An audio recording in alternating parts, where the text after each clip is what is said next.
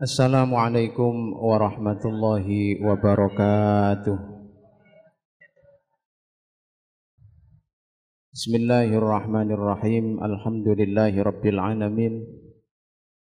Ahmaduhu wa nasta'inuhu wa nastaghfiruh wa na'udzu billahi min syururi anfusina wa min sayyiati a'malina. May yahdihillahu fahuwal muhtadi wa man yudlilhu falan tajida lahu waliyyan mursyida. Asyhadu an la ilaha illallah wahdahu la syarika lah wa asyhadu anna sayyidana Muhammadan abduhu wa rasuluhu la nabiyya ba'dah. Amma ba'du. Hadaratal kiram wal muhtaramin ulama'ana al-a'izza wa fi muqaddimatihim fadilatul syekh al-alim al-allamah al-arif billah Syekh Sa'id Abdul Latif Faudah mata'anallahu bidhuli hayatihi wa fadilatul alim al-ustad Gus Haji Muhammad Arya, Ustad Muhammad Robit Fuadi, wal Ustad Al-Habib Ali Zainal Abidin bin Bakir As-Segaf.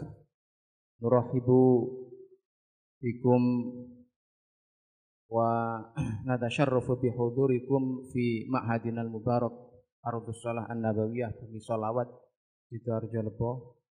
Wa naqulu lakum awalan ahlan wa sahlan bi Syekh Al-Jalil Sa'id Abdul Latif Faudah zinatuna wa zuhratu mujtama'ina innana nash'uru bil fakhr Syekh alhamdulillah wal imtinan li tasyrifikum lana al-yaum bi hudurikum al-karim.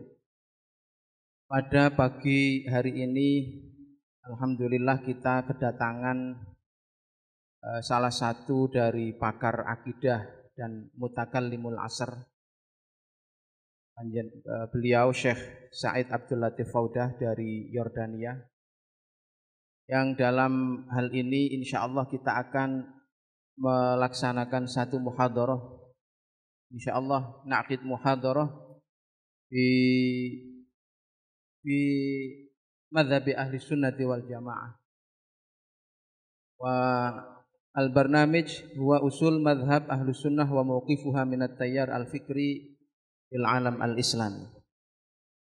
Tema muhadarah atau tema seminar kita pada pagi hari ini adalah konsep dasar Ahlus Sunnah wal Jamaah dan posisinya terhadap aliran pemikiran Islam. Insyaallah beliau akan menyampaikan muhadarahnya kepada kita semua sekitar 30 atau 45 menit. Kemudian nanti akan dibuka tanya jawab dalam hal apapun yang berkaitan dengan akidah, dengan sains, dengan aliran-aliran yang tumbuh subur di Indonesia dan di alam Islami secara umum. Oleh sebab itu nanti kami persilahkan kepada tolabah, pada santri-santri untuk bertanya, kepada asatidzah juga untuk bertanya setelah muhadarah. Insyaallah ba'dal muhadarah naftah jalsah li su'al wal jawab qalilan insyaallah Syekh haulal aqidah. Untuk menyingkat waktu, sebaiknya kita mulai saja jalsah daurah ilmiah pada pagi hari ini. Terlebih dahulu kita mulai dengan bertabarruk, natabarruk bi qiraati ummil kitab la annallaha yuwaffiquna jami'an wa yumiddana bi ni'amihi wa imdadatihi. Al-Fatihah.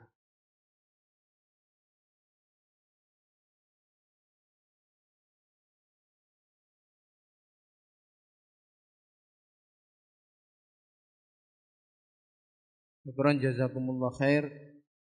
Wa nastami'il an ila ad-daurah al-ilmiyah di fadilati Syekh Sa'id Faudah. Insyaallah saya kum bitarjamati kalami Syekh Inal Fadil Habib Ali Zainal Abidin.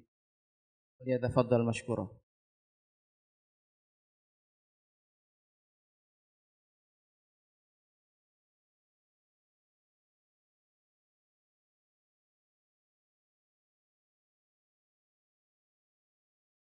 السلام عليكم ورحمة الله تعالى وبركاته. الحمد لله رب العالمين، الصلاة والسلام على سيدنا محمد خاتم النبيين وعلى آله وصحبه ومن تبعه إلى يوم الدين. اللهم اجعلنا منهم واهدنا بهديهم وأحسن خاتمتنا جميعا واغفر لنا وتقبل أعمالنا يا الله يا رب العالمين. أما بعد، فأشكر المشايخ الأفاضل مدراء هذا المعهد الذين كرمونا باستقبالنا في هذا المكان المبارك وأتاحوا لنا الفرصة للقاء بكم والتباحث والتحاور في مباحث متعلقة بعلم جليل من علوم الدين، علوم الشريعة الإسلامية، علوم هذا الدين الإسلامي الذي ابتعث الله سبحانه وتعالى به سيدنا محمدا صلى الله عليه وسلم. اللهم صل وسلم وبارك على سيدنا محمد. هذا العلم أيها الإخوة الفضلاء والطلاب النجباء والأساتذة المحترمين، هذا العلم هو أشرف العلوم على الإطلاق، أشرف العلوم الإسلامية وأعلاها مرتبة ومنزلة، وكل العلوم الإسلامية الأخرى من فقه وتصوف وغيرها من أصول وعلوم أخرى مساندة كلها تعتمد وتبنى على هذا العلم الذي هو علم أصول الدين. وعلى هذا درج علماؤنا في ترتيب العلوم وتنظيمها، حيث إنهم رتبوا هذا العلم وجعلوه في أعلى طبقة حيث هو يستحق، حيث موضوعه يوجب وضعه بهذا المستوى بهذه المنزلة. ثم أقاموا بقية العلوم الإسلامية بناء على قواعد وأحكام مأخوذة ومستمدة من هذا العلم. فلذلك أشرف العلوم على الإطلاق وأهمها وأعلاها وأضبطها هو علم أصول الدين، وهو أخطرها أيضا، هو أكثرها خطورة، والناس دائما بحاجة له، الناس دائما بحاجة له في كل العصور، في كل البلاد، كل الأماكن، لن يزال الناس بحاجة إلى هذا العلم، لأنه كما قلنا هو العلم المؤسس لسائر العلوم الإسلامية. وأنا دائما أقول كل العلوم الإسلامية مثل الفقه لا يبقى له حاجة في اليوم الآخر، لا يوجد هناك أحكام تكليفية في اليوم الآخر، لكن سيبقى مجال العلم أصول الدين موجودا، سيبقى علم أصول الدين، العلم بالله سبحانه وتعالى، موجودا مستمرا باقيا مع الإنسان.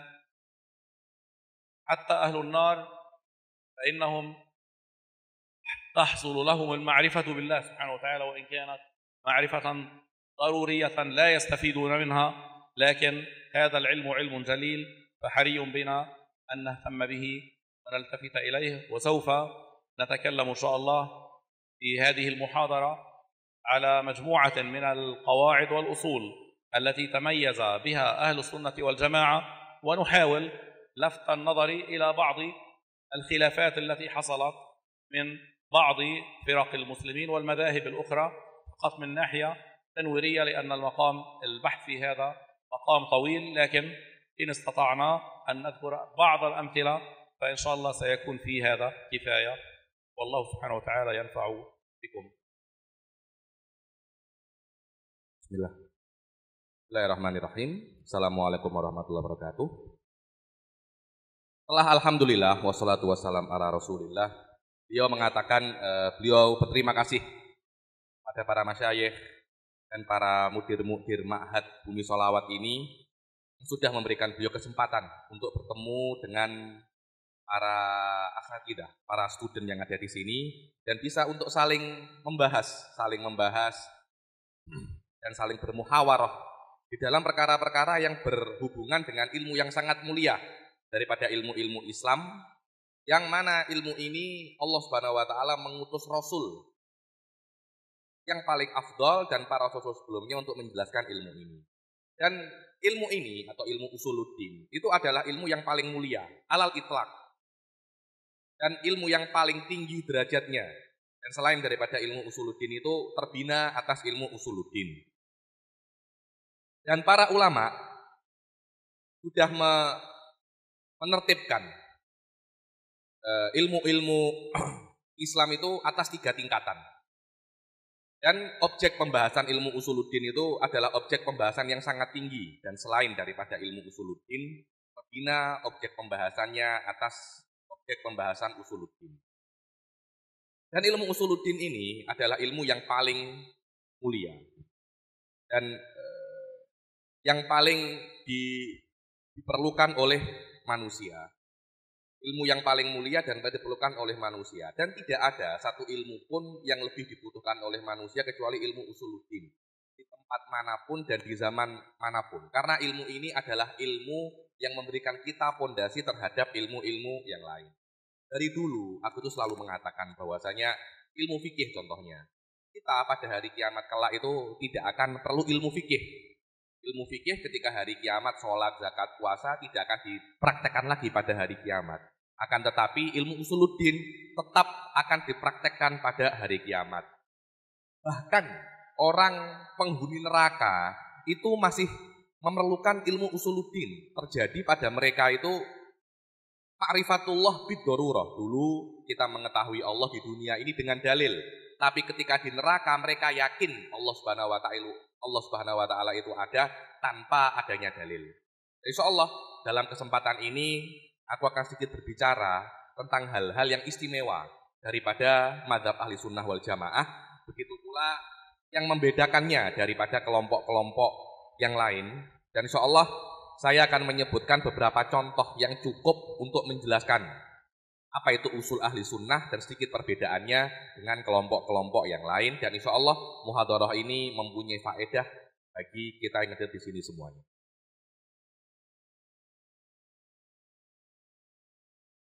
من أهم الأصول التي تميز بها أهل السنة والجماعة في بناء علم التوحيد هو أنهم حرصوا على بناء أحكام ومفاهيم علم التوحيد على معرفة صحيحة وعلى أساليب صحيحة علمية صحيحة، وقاموا بتفحص الوسائل والأسباب المعرفية التي اعتمدوا عليها. ولذلك نجد أكثر من واحد من علماء أهل السنة عندما بدأ في المتن الذي ألفه مثلا شرح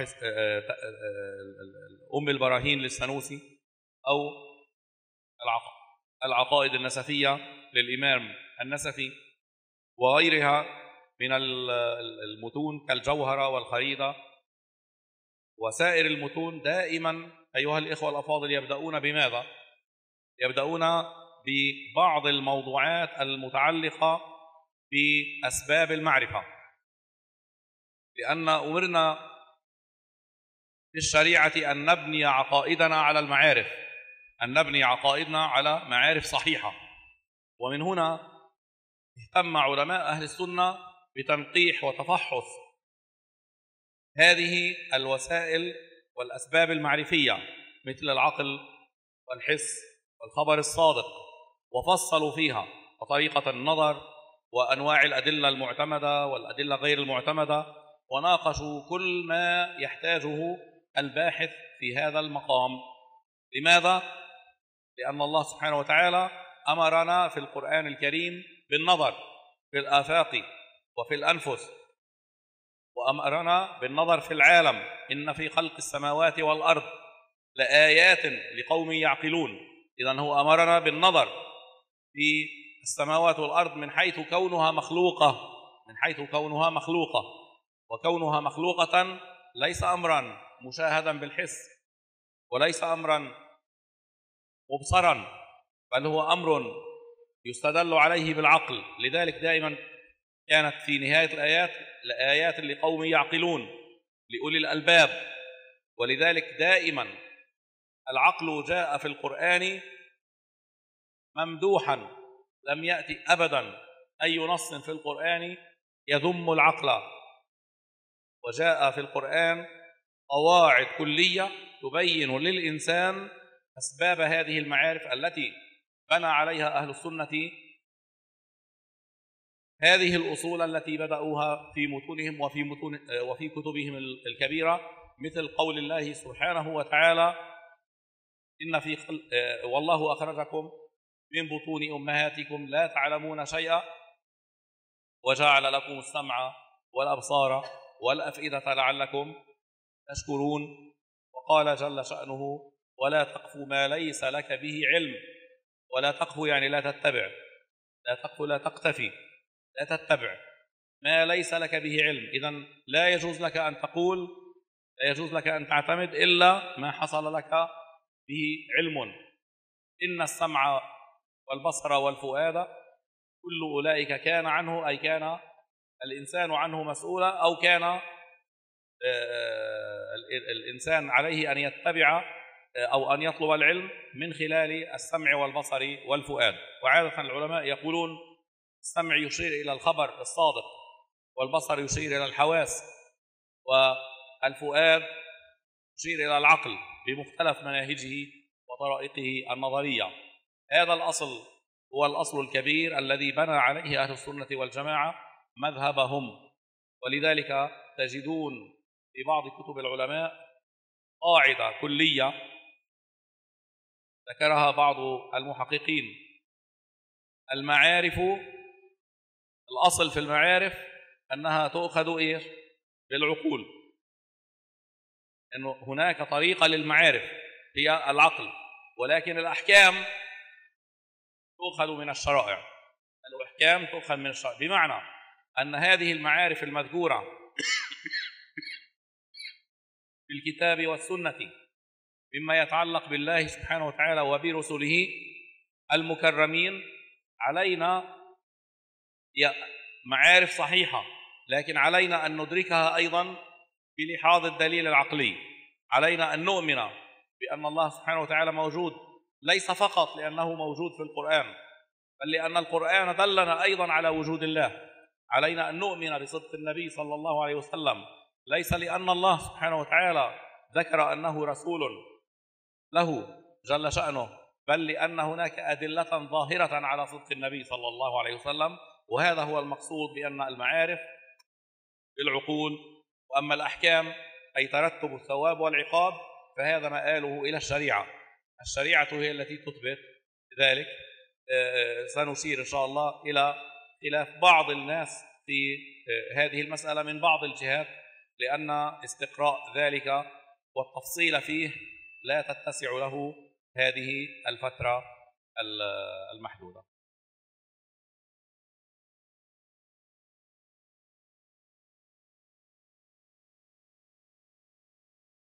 Beliau mengatakan bahwasanya di antara akar-akar ahli sunnah itu yang paling penting dan yang menjadikan ahli sunnah itu istimewa, bahwasanya ahli sunnah itu berusaha sekuat tenaga untuk membina hukum-hukum tauhid dan hukum-hukum fikih itu dengan metode-metode yang benar. Mereka pasti membina hukum-hukum mereka, hukum hakam mereka itu dalam epistemologi keilmuan yang benar. Kita lihat bagaimana ulama-ulama tauhid di awal-awal kitab mereka, seperti kitab Sanusi, kitab Qoridah Bahiyah, kitab Jauharatul Tauhid, pasti akan memulai pembahasan mereka dengan menjelaskan tentang wasailul ma'rifah. Karena ahli sunnah wal jamaah itu membina akidah mereka atas cara yang benar, atas metode yang benar. Karena itu ulama ahli sunnah itu sangat perhatian sekali, sangat fokus sekali untuk menjelaskan epistemologi ini. Contohnya epistemologi ahli sunnah yang dipakai di dalam kitab-kitab ilmu kalam dan di dalam akidah ahli sunnah itu adalah al-khobarus shadiq, kabar yang pasti benar, tidak mungkin salah. Kemudian akal, kemudian panca indera. Karena Allah Subhanahu wa taala menyuruh kita untuk berpikir pada diri kita dan di dalam alam semesta. Contohnya di dalam ayat inna fi khalqis samawati wa ardi wa ikhtilafil laili ila akhirih la ayatil liqaumi yaqilun. Maka Allah Subhanahu wa taala menyuruh kita untuk berpikir kepada alam semesta, daripada aspek alam semesta itu diciptakan dan kita tidak melihat aspek alam semesta itu diciptakan. Tidak ada yang melihat penciptaan alam semesta. Akan tetapi penciptaan alam semesta itu bisa diketahui melewati akal. Karena itu akal itu di Quran tidak pernah dicela. Al-Quran tidak pernah mencela akal. Bahkan Al-Quran itu selalu memuji-muji akal. Contohnya di dalam ayat, banyak sekali ayat-ayat beliau mencontohkan dalam 2 ayat. Wallahu akhrajakum min butuni ummahatikum la ta'lamuna syai'an. Wa ja'alakumus sam'a wal absara wal afidata la'allakum tashkurun. Kalian akan keluar daripada rahim ibu kalian itu tidak mengetahui apapun, menjadikan bagi kalian itu sama pendengaran, penglihatan dan hati agar kalian itu bersyukur.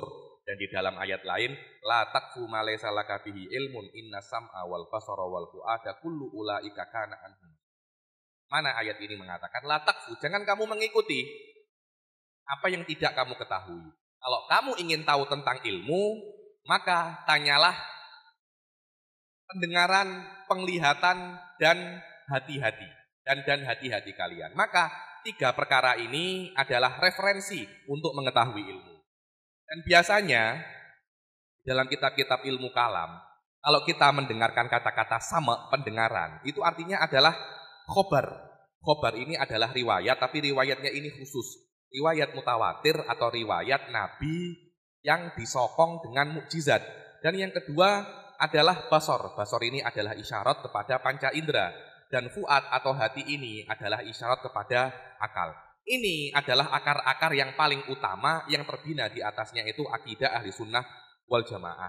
Kita mendengar di dalam akidah ahli sunnah wal jamaah itu sebuah kaidah yang mengatakan bahwasanya ma'arif tukhadu minal akal atau bil akal, bahwasanya knowledge, pengetahuan bisa Anda ketahui dengan akal. Akan tetapi hukum tidak akan bisa Anda ketahui kecuali melewati syariat. Dengan arti bahwasanya syariat-syariat yang dibawa oleh Rasul itu benar.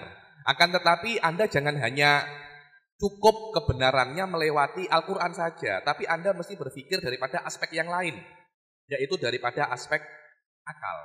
Maka Rasul itu menjadi Rasul bukan karena Rasul itu diketahui dia itu Rasul, bukan karena hanya dia itu disebutkan di dalam Al-Quran. Akan tetapi kalau Anda melihatnya daripada aspek akal, Anda akan tahu kalau memang dia itu benar-benar Rasul. Insya Allah di dalam muhadharah ini aku akan menunjukkan atau menyinggung kepada khilaf sebagian orang di dalam masalah ini daripada beberapa aspeknya. Dan semoga apa yang akan saya sebutkan ini menjadi faedah.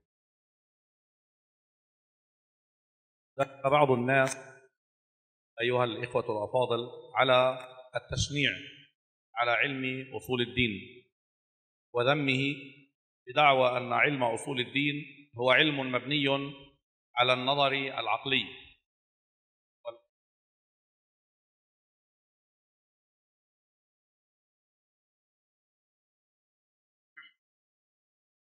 وصاروا يروجون أن العقل سبب للضلال وأن النجاة فقط لا تكون إلا بإهمال العقل والاهتمام بالنص، وكأن هناك تناقضا وتعارضا بين العقل وبين ماذا؟ وبين النصوص الشرعية.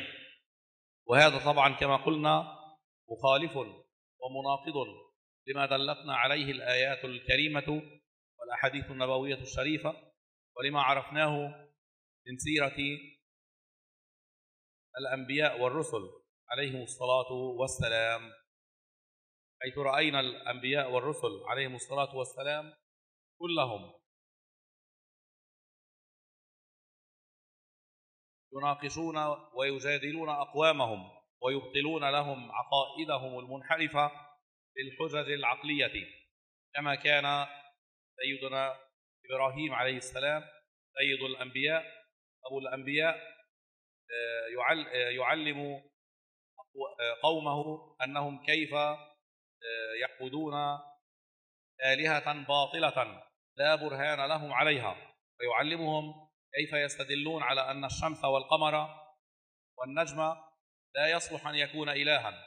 وهذه الطرق كلها طرق عقلية ذكرها الله سبحانه وتعالى، ذكرها الله سبحانه وتعالى في القرآن الكريم على لسان أنبيائه ورسله، ومدحهم عليها، ومدحهم عليها. ثم قال بعد أن سرد في القرآن الكريم سيرة أو حكاية المناظرة الكبيرة والمحاججة الكبيرة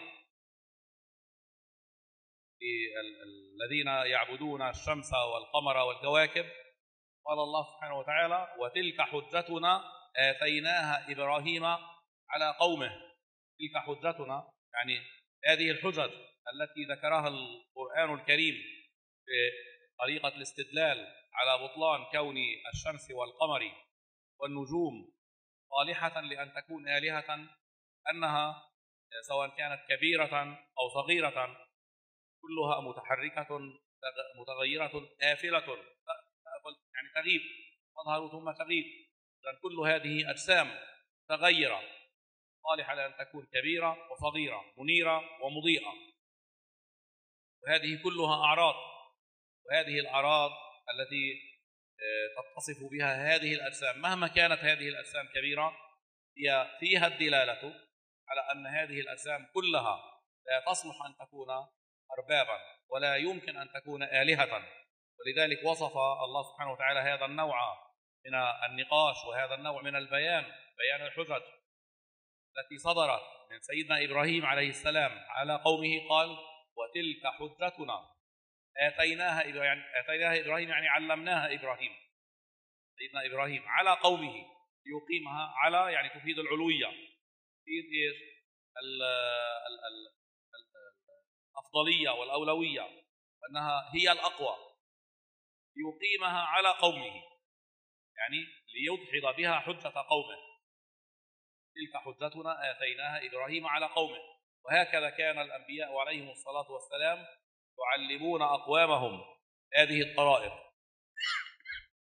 وصدور ناشئة من الناس سواء في هذا الزمان أو قبله من الأزمان قرون يدعون أن النظر العقلية واتباع الحجج العقلية هي مظنة الضلال والانحراف. هذا إنما يقولونه بقصور عقولهم ولانحرافهم عن مقتضيات العقول، انحرافهم عن مقتضيات العقول.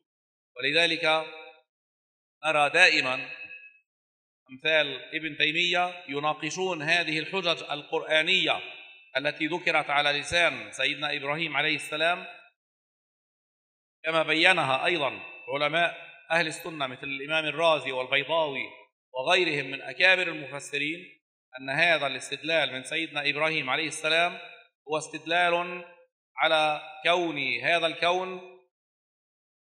ممكنا حادثا بالاحتجاج مرة بأنه متحيز، وأن هذا المتحيز يمكن أن يكون كبيرا يمكن أن يكون صغيرا، وأن كل متحيز متحرك، وكل متحرك لابد أن يكون لحركته بداية، وكل ما كان لحركاته بداية يستحيل أن يكون أزليا، وما لم يكن أزليا يستحيل أن يكون إلها. هذا هو النمط المضطرد والقواعد الكلية الكبيرة التي بنى عليها أهل السنة والجماعة قسما كبيرا جدا من أدلة علم التوحيد.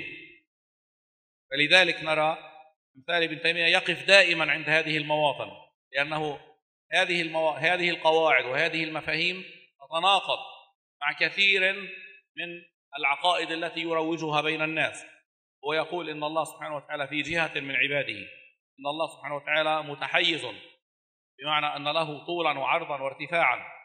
ولذلك لم يرتضي أن يكون قول سيدنا إبراهيم هذا ربي هذا أكبر، بعدين قال فلما أفل قال لا أحب الآفلين، بمعنى أن سيدنا إبراهيم عليه السلام قال لما لفت أنظار قومه أنه حتى لما يكون النجم أكبر، الكبر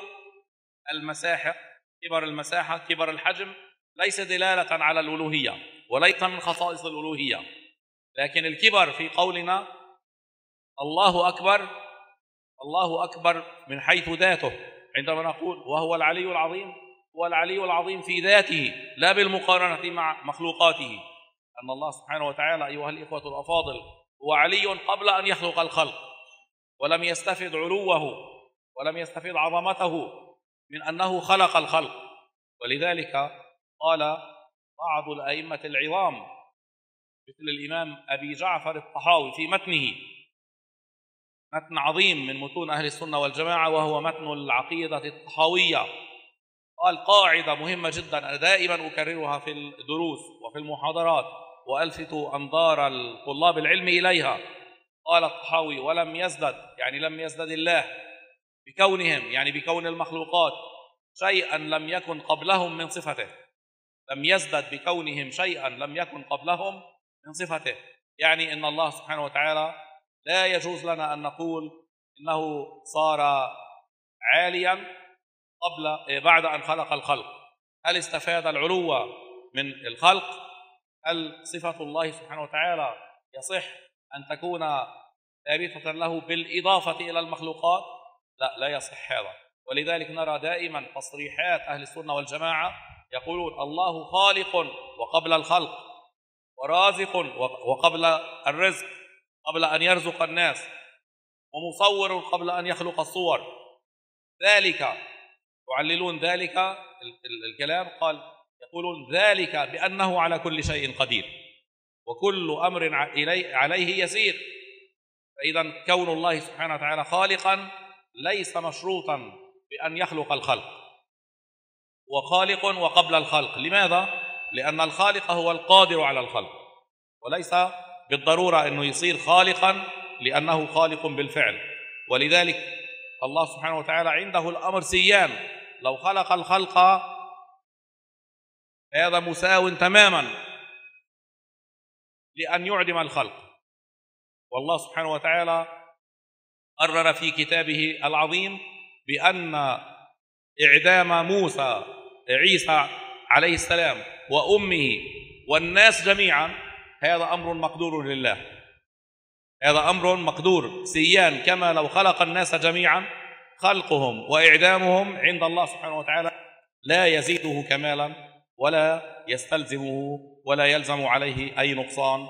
هذا طبعا هذه قاعدة مهمة جدا أيها الإخوة الأفاضل. لا يجوز لنا أن نقول إن بعض صفات الله متوقفة على إيش؟ على مخلوقات الله، أو مشروطة بوجود المخلوقات. صفات الله ذاتية له، ثابتة له قبل الخلق ومع الخلق وبعد الخلق، في حال وجودهم وفي حال عدمهم. الله سبحانه وتعالى كامل بذاته وبصفاته. وأمر آخر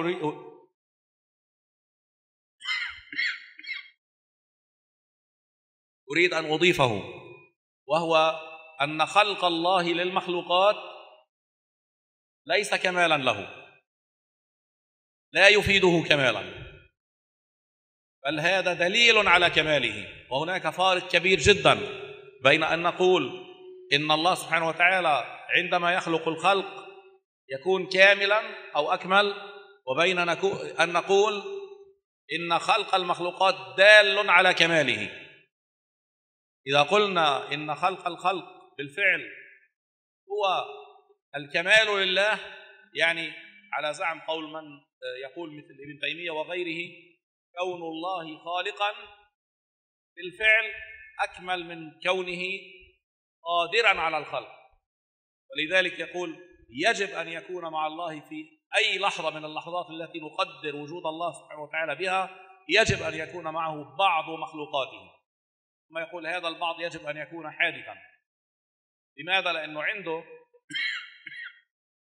أن تحقق الخلق هو كمال لله، فعل تحقق الخلق بالفعل. لكن أهل السنة ماذا يقولون في هذا الباب؟ يقولون ماذا؟ يقولون إن وجود المخلوقات قدرة الله هذا ليس هو كمالا لله، بل هو كمال للمخلوقات، وليس هو سبب كون الله كاملا، بل هو دليل على وجود على ثبوت الكمال لله. ولذلك الله سبحانه وتعالى كامل بذاته وصفاته قبل أن يخلق الخلق، وبعد أن خلق الخلق لم يستفد من كونهم شيئا لم يكن قبلهم من صفته.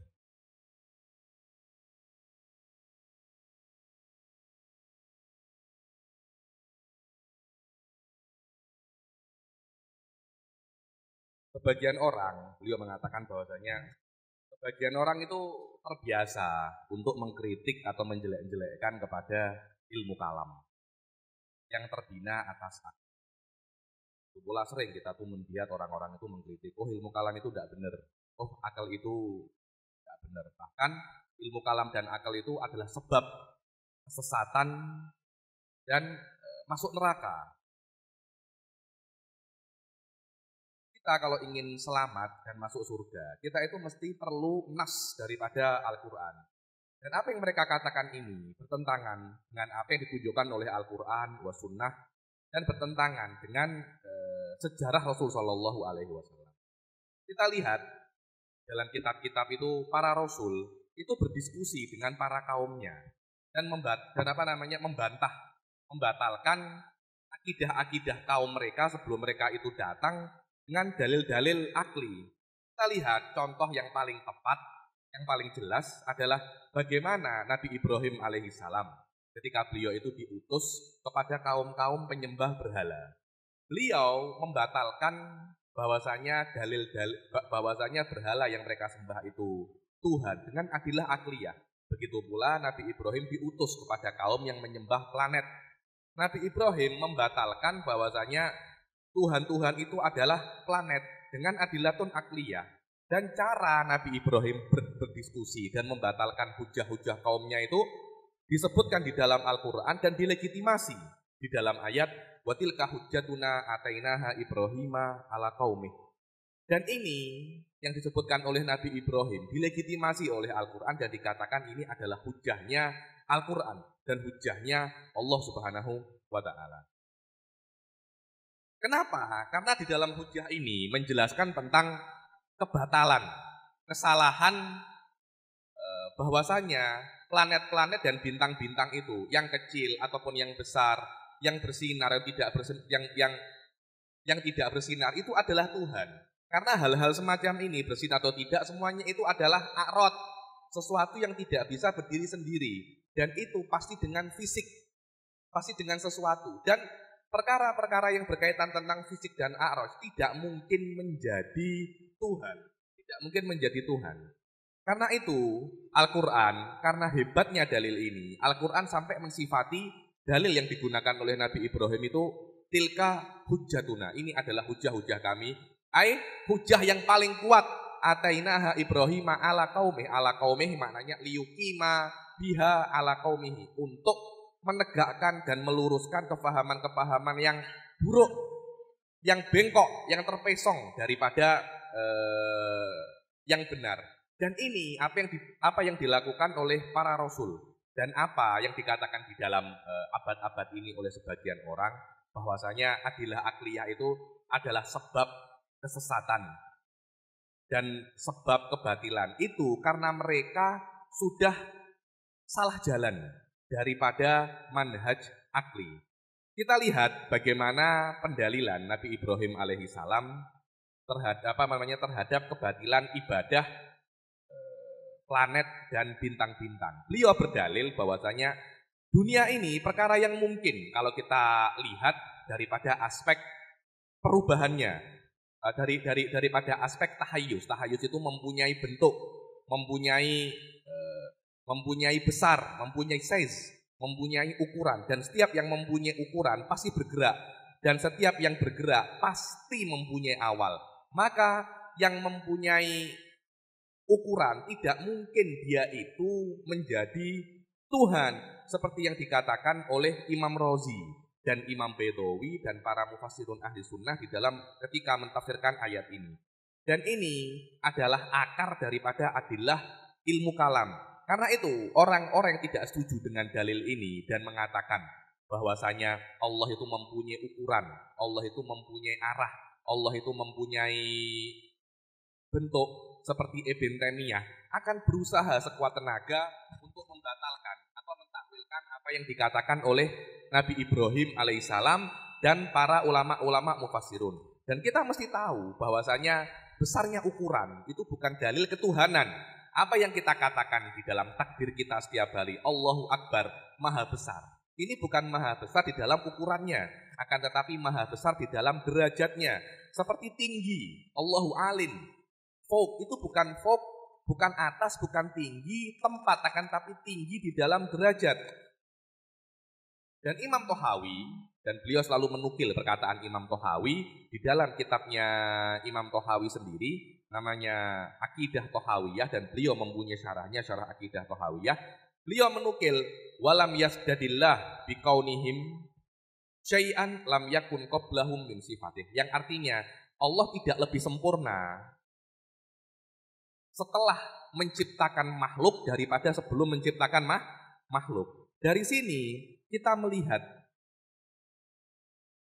ibarat-ibarat yang jelas daripada ahli sunnah wal jamaah, bahwasanya Allah Subhanahu wa ta'ala itu tidak perlu menciptakan alam semesta. Allah itu sudah sempurna, dan Allah menciptakan alam semesta tidak menjadikan Allah itu lebih sempurna daripada sebelum Allah itu menciptakan alam semesta. Karena ahli sunnah mengatakan bahwasanya Allah itu maha kuasa karena Allah mempunyai sifat qudrah, bukan karena Allah menciptakan alam semesta. Maka menciptakan alam semesta dan tidak menciptakan alam semesta bagi Allah sama saja, nggak ada perbedaan.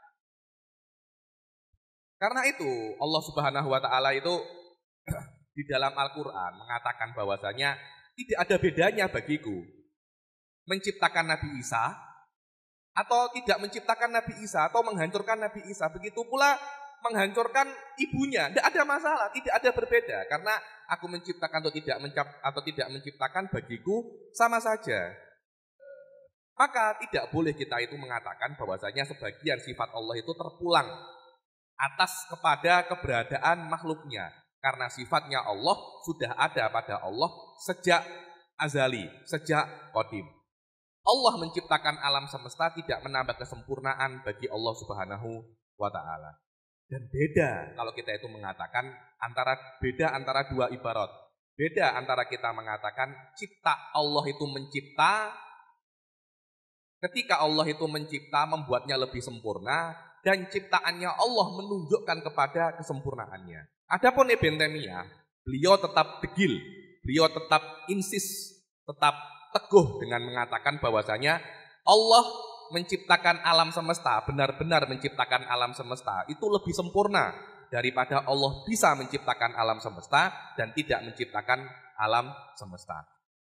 Hanya dengan mempunyai sifatul qudrah itu tidak sesempurna Allah itu benar-benar menciptakan alam semesta. Karena itu Ibn Taimiyah mengatakan mesti ada bersama Allah sebagian makhluknya, dan itu kesempurnaan bagi Allah, dan sebagian makhluknya ini ada sejak azal, dan sebagian makhluknya ini qadim. Ini adalah perkara-perkara yang tidak sesuai dengan akidah ahli sunnah wal jamaah. Dan ahli sunnah berkata bahwasanya adanya makhluk itu bukan kesempurnaan bagi Allah, akan tetapi keberadaan makhluk itu kesempurnaan bagi makhluk. Wallahu a'lam. من الأصول العظيمة عند أهل السنة أيضا هو أن الله سبحانه وتعالى منزه في ذاته عن مشابهة المخلوقات من حيث الذات والصفات والأفعال. لذلك تجدون أيها الإخوة الأفاضل في متون وفي كتب أهل السنة والجماعة يقولون المخالفة للحوادث تستلزم أن الله سبحانه وتعالى مخالف للمخلوقات في الذات وفي الصفات والأفعال. جل شأنه ليس مثل ذوات المخلوقات. ذوات المخلوقات هي ذوات متحيزة جسمانية تجوز عليها التغيرات، تتكمل، يكون الإنسان ضعيفا ثم يصبح قويا ثم يرجع ضعيفا، وهكذا كل المخلوقات التي نراها. الشجر والجبال تتكسر، تصعد وتنزل، الزلازل تزلزل الأرض، كل ما تراه من أجزاء العالم كله متحرك ومتغير، ليس ثابتا على وصف معين.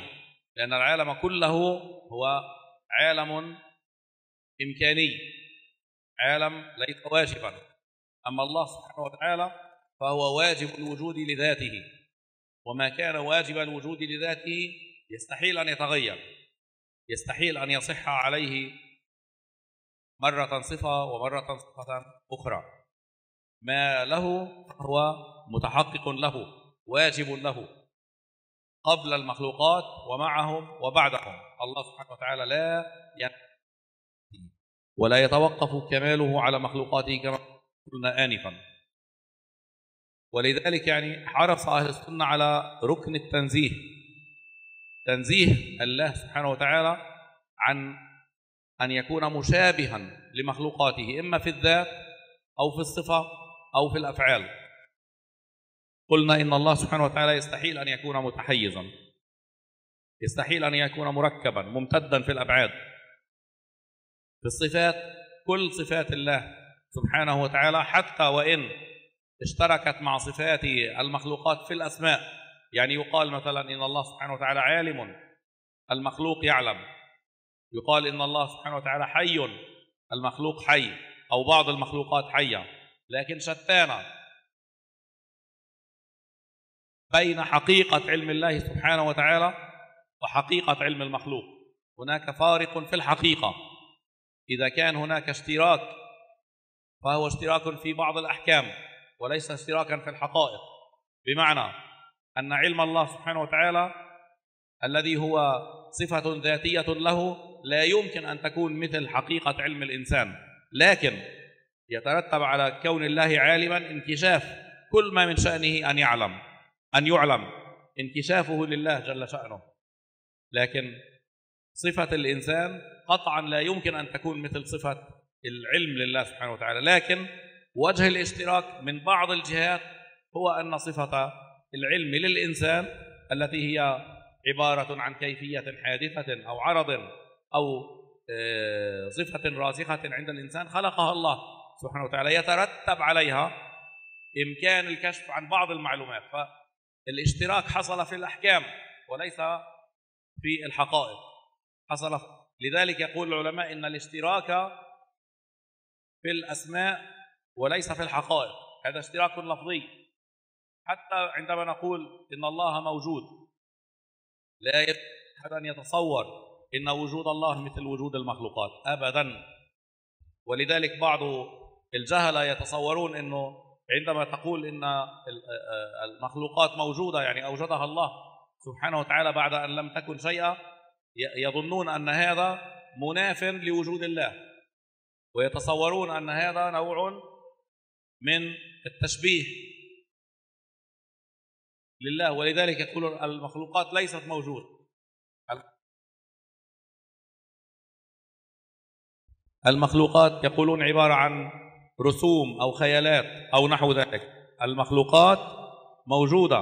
الإمام النسفي قال في أول المتن الشهير له، قال أهل الحق حقائق الأشياء ثابتة. الشراح وعلى رأسهم الإمام التفتزاني قال الثبوت والتحقق والوجود كله واحد، كله ألفاظ متساوقة.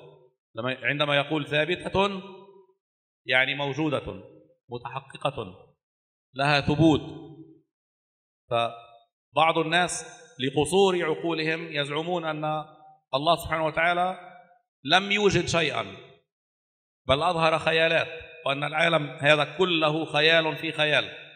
لا، الله سبحانه وتعالى أوجد العالم، ابتدع العالم بعد أن لم يكن شيئا، ولا يوجد هناك منافاة بين كون الله سبحانه وتعالى موجودا وبين كون العالم موجودا، بل هذا هو ما يدلنا على كمال قدرة الله سبحانه وتعالى. كما قلنا سابقا إنه العقل ما زال حتى الآن يحتار كيف هذا العالم لم يكن ثم كان، كيف، ما هو الذي جعل العالم بعد أن كان عدما صار وجودا، بعد أن لم يكن شيئا صار وجودا.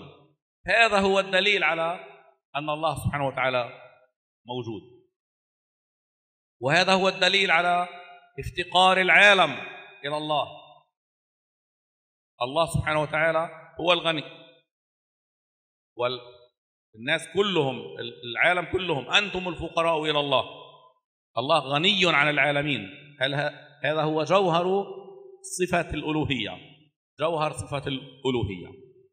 فلذلك بعض الناس أيها الإخوة أيضا يضلون وينحرفون في هذا المقام، إما زعما منهم أنه الكمال هو في نفي الوجودات كلها والإبقاء على وجود الله، حتى إني سمعت بعض الناس يقول إذا أثبتنا وجود العالم فهذا يزاحم وجود الله. كيف يزاحم وجود الله؟ وهل تظن أنه الله بالنسبة للعالم قاعد بجنبه مثلا حتى يزاحمه؟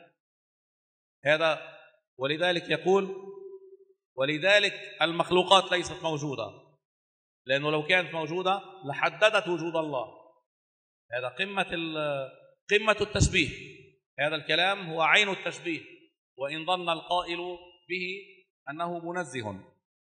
ومن جهة أخرى مسألة التشبيه وأصل التنزيه وقع فيه من جهة أخرى هؤلاء المشبهة والمجسمة الذين قالوا إن الله سبحانه وتعالى لا يمكن أن يكون موجودا إلا إذا كان طويلا عريضا، إلا إذا كان متحيزا، إلا إذا كان في جهة. وأثبتوا له بجهلهم، أثبتوا لله سبحانه وتعالى لجهلهم، لقصور عقولهم وأنظارهم ولسوء فهمهم لكثير من الآيات التي تكلموا فيها، أثبتوا لله صفات المخلوقات. فزعم زاعمهم أنه لا موجود مطلقا إلا أن يكون جسما أو قائما بجسم. هذا كلام لابن تيمية. لا وجود إلا أن يكون جسما أو قائما بجسم. قال وهذا صادق على الموجودات الواجبة والممكنة. كل الموجودات سواء كانت واجبة أو ممكنة إما أن تكون جسما أو قائما بجسم. وفسر الجسم بأنه المتحيز. هذا نوع من التشبيه أيضا، تشبيه الله سبحانه وتعالى بمخلوقاته. ولذلك أعز صفة وأعظم صفة يتصف بها المؤمن ما هي؟ هي المذكورة في بداية سورة البقرة. ماذا وصف الله المؤمنين؟ قال الذين يؤمنون بالغيب. الذين ما هو الغيب؟ الله، وهم بالآخرة هم يوقنون. يؤمنون بالغيب. الغيب هو الله. الغيب ليس الملائكة كما يتصور كثير من الناس، وإن كان عندنا غيب بالنسبة نسبي، لكن حقيقة الغيب وأعظم ما يصدق عليه الغيب هو الله سبحانه وتعالى. لذلك الإيمان بالله عن غيب من دون أن تراه، من دون أن من دون أن تتخيل له صورة، من دون أن تقدسه بوجودك وبصفاتك، هذا هو الإيمان الحقيقي. الذين يؤمنون بالغيب يعني يؤمنون بالله بالغيب، لا يشترطون كما اشترط اليهود، قالوا أرنا الله جهرة بجهلهم، قال لن نصدق لك يا موسى إلا أن ترينا الله جهرة. جهرة يعني عيانا، وبخلاف ذلك لن نؤمن.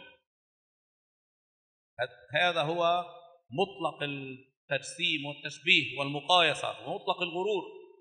مطلق الغرور عند اليهود الذين كأنهم يقولون لن نؤمن لله إلا إذا كان حاضرا أمامنا. أو جوهر الإيمان هو الإيمان بالله بالغيب، من دون أن تراه، من دون أن تتصوره. هذا هو حقيقة الإيمان. المؤمنون هم الذين يؤمنون بالله بالغيب، لا يشترطون إنه والله لن نؤمن لك حتى نرى الله جهرة. يا سلام، طب لن تروا الله جهرة إذا لن نؤمن. هذا يعني هم يعني يشترطون على الله شيء، يشترطون على النبي، يشترطون على الله. غرور ما بعده غرور. ومثلهم المجسمة الذين قالوا يعني من جهة، يعني مش نقول انهم يهود، لكن الذين قالوا إذا لم يكن الله سبحانه وتعالى في جهة أو له حد أو له حيز فهذا لا يمكن أن يكون موجودا. طب كيف عرفتم مفاهيم الجهة والحيز؟ كيف عرفتموها؟ ألم تعرفوها عندما نظرتم المخلوقات؟ أنتم أخذتم صفات المخلوقات. هل عندما ولدتم من بطون أمهاتكم كما تزعمون بالفطرة في شيء اسمه مفهوم الجهة والحيز؟ لا يوجد. أنتم نظرتم فوجدتم المخلوقات حولكم كلها إيش؟ متحيزة في جهة لها حدود، فزعمتم أن الله سبحانه وتعالى لكي يكون موجودا يجب أن يكون إيش؟ في جهة ومتحيزا. إذن هذا نوع من التشبيه البغيض، تشبيه تنزه عنه أهل السنة والجماعة. ولذلك نحن دائما أيها الإخوة الأفاضل نقول احرصوا على تعلم مذهب أهل السنة وتعمقوا فيه، لا تقتصروا على حفظه، على حفظ متون تكرارها من دون فهم. احفظوها وتخللوا وتعمقوا في كل معانيها. كلما تعمق الإنسان أكثر سهل عليه علم التوحيد أكثر. تعمق الإنسان وفهم دقائق علم التوحيد صار علم التوحيد عميقا وسهلا وعلما بحق. كثير من الناس أيها الإخوة الأفاضل يستصعبون علم التوحيد لأنهم تعودوا أن يأخذوا علم التوحيد كما يقرؤون المحفوظات ويخافون من الدخول في هذه المسائل. لا تخافوا أبدا. لماذا؟ لأن الله سبحانه وتعالى أوجب علينا أن نفهم هذه المسائل، وفهمها ليس أمرا صعبا. نرجع ونقول إن أهل السنة قالوا إن الله سبحانه وتعالى منزه وهو مخالف للحوادث، مخالف للعالم في ذاته وفي صفاته. إحنا ضربنا مجموعة من الأمثلة تتعلق بالوجود، حيز، بالصفة، بعض الصفات، الحركة، بالتغير، كل هذا نستطيع أن نذكر شواهد أكثر، لكن نحن لو ضربنا فقط هذه الشواهد إن شاء الله ستكون كافية في إظهار هذه الفكرة. وبعض المتحاذقين يظن أنه سبق غيره وبزغ عصره فقال التحقيق أن الله سبحانه وتعالى ليس فقط منزها، هو منزه لكنه ليس فقط منزها بل هو أيضا مشبه، ليس فقط مشبها. فقال أنا أخالف الأشاعرة في قولهم بتنزيه الله مطلقا. طيب والمجسمة؟ قال وأخالف المجسمة في اقتصارهم على التشبيه. طب ما الذي تقول به حضرتك؟ قال أنا أقول إن الله منزه في عين ما هو مشبه ومشبه في عين ما هو منزه. كلام أشبه بكلام المجانين، كلام طلسمات لا قيمة له. شايف؟ وبعض الناس يفرحون ويهشون ويبشون لمثل هذا الكلام العاري عن العلم، العاري عن العلم، المنافي لصريح الآيات القرآنية، المعارض والمضاد لحقيقة قواعد أهل السنة والجماعة. نحن إذا كنا نخالف المجسمة لأنهم شبهوا فنخالف أيضا من يزعم إن الله مشبه في عين إنه منزه. كيف يعني مشبه في عين إنه منزه؟ كل هذه المذاهب، كل هذه الآراء هي آراء منحرفة عن أصول أهل السنة والجماعة، ويمكن إدراكها بنظر يسير بإذن الله سبحانه وتعالى. وصدقوني من أدركها، من تعقلها، والله سيجد نفسه كلها كأنها انقلبت كأنه إنسان جديد. علم التوحيد أيها الإخوة الأفاضل يعيد بناء الإنسان. يصبح الإنسان عندما يدرس علم التوحيد كأنه جالس في حضرة صوفية، بل لا يمكن أن يحضر حضرة صوفية إلا وهو عارف بالتوحيد. أدعو الله سبحانه وتعالى أن يبصرنا وإياكم. واعذروني إن أطلت في بعض الأمثلة أو نحو ذلك.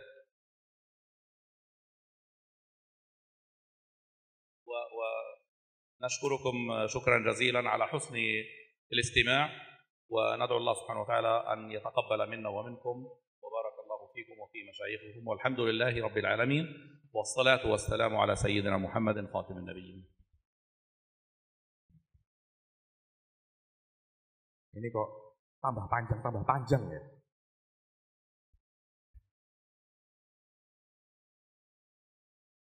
Canda. Yakni beliau itu mengatakan bahwasanya di antara akar-akar yang agung daripada akar-akar akidah Ahlussunnah wal Jamaah, bahwasanya Allah Subhanahu wa taala itu suci dan tersucikan daripada menyerupai makhluknya, daripada aspek zat, sifat dan perbuatan Allah Subhanahu wa taala. Karena itu dalam kitab-kitab Ahlussunnah itu Allah Subhanahu wa taala itu bertentangan dengan makhluknya, berbeda di dalam zat, wasifat, wal af'al. Terutama dibahas di dalam mabhas sifatus salbiyah wahyal sifat wahdaniyah. Bahwasanya zatnya Allah itu tidak seperti zat makhlukatnya, tidak seperti zat makhluknya. Karena zat makhluknya itu berubah, kadangkala lemah, kadangkala kuat. Dan di setiap makhluk kita melihat itu ya, seperti gunung, pohon, dan semua bagian-bagian yang ada di dalam alam semesta ini pasti berubah. Karena alam semesta ini semuanya adalah perkara yang mungkin. Allah Subhanahu wa taala lah satu-satunya yang wajibul wujud bidzatihi. Maka mustahil Allah Subhanahu wa taala itu dan sifat-sifatnya itu yang ada pada dirinya itu untuk berubah sebelum makhluk atau setelah makhluk. Maka Allah Subhanahu wa taala itu tidak bereaksi dengan makhluknya. Ahlussunnah wal Jamaah sangat fokus, sangat perhatian di dalam masalah tanzih, mensucikan Allah di dalam zat, wasifat, dan di dalam perbuatan-perbuatan Allah.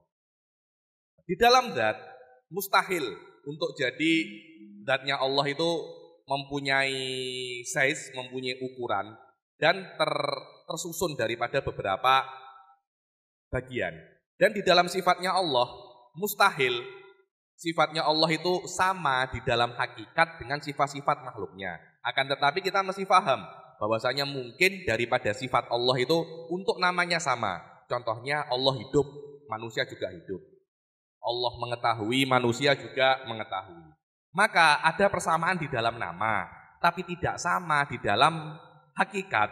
Karena ilmu Allah yang ada pada Allah tidak mungkin sama dengan ilmu makhluk yang diciptakan oleh Allah kepada makhluknya. Akan tetapi selama lazim daripada ilmunya Allah dan ilmunya makhluk itu sama, yaitu sama-sama inkisyaf, maka bisa kita namai dengan nama yang sama. Maka persamaan di dalam lazim tidak mesti ada persamaan di dalam malzum. Maka tidak boleh kita mengatakan bahwasanya ada kesamaan antara sifat Allah dan makhluknya. Sebagian orang-orang bodoh mengatakan bahwasanya Allah Subhanahu wa taala itu ketika Allah Subhanahu wa taala itu menciptakan makhluk daripada ketidakadaan, itu akan menjadikan ada persamaan antara Allah dan makhluknya. Karena itu mereka mengatakan kita ini hanya manifestasi Allah Subhanahu wa taala. Berkata Imam Sanusi di dalam berkata Imam Nasafi di dalam awal kitabnya, qala ahlul haq, berkata orang-orang yang benar, haqaiqul asya' thabitah, bahwasanya hakikat asya itu ada dan terrealisasi di dalam dunia nyata. Di sini menunjukkan bahwasanya perkara-perkara itu mempunyai keberadaan, bukan hanya manifestasi saja. Maka alam semesta itu ada daripada ketidakadaan dan tidak ada kontradiksi antara keberadaan Allah Subhanahu wa taala dan keberadaan alam semesta. Bahkan keberadaan alam semesta itu menunjukkan kepada kesempurnaan Allah Subhanahu wa taala. Sampai sekarang akal kita itu bingung. Kok bisa ya alam semesta itu dulu tidak ada menjadi ada? Kok bisa? Kita hanya mengetahui alam semesta itu ada daripada ketidakadaan, tapi kita tidak mengetahui bagaimana hal itu bisa terjadi. Ini menunjukkan kepada kesempurnaan Allah Subhanahu wa taala. Dan ini pun juga menunjukkan kepada perlunya alam semesta kepada Allah Subhanahu wa taala. Dikatakan di dalam ayat, antumul fuqara'u ilallah wallahu huwal ghani. Kalian semua perlu kepada Allah, Allah lah yang tidak perlu kepada siapapun. Ini adalah core daripada inti daripada sifat ketuhanan. Karena itu sebagian orang itu masih bingung terhadap hal-hal semacam ini. karena kebingungan mereka, sebagian orang itu mengatakan kesempurnaan alam semesta itu kesempurnaan Allah di dalam menafikan alam semesta. Dan mereka mengatakan bahwasanya kalau alam semesta itu ada, maka itu akan menyaingi Allah Subhanahu wa Ta'ala. Maka mereka mengatakan bahwasanya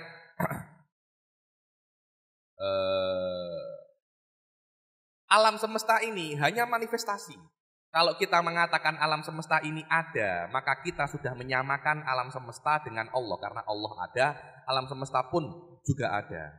Dan ada juga yang menyerupakan Allah di dalam aspek yang lain. Ini yang menyerupakan Allah di dalam aspek kewujudannya dengan alam semesta. Ada lagi yang menyerupakan Allah di dalam aspek yang lain yang kita kenal dengan nama Mujassimah atau Wahabiyah.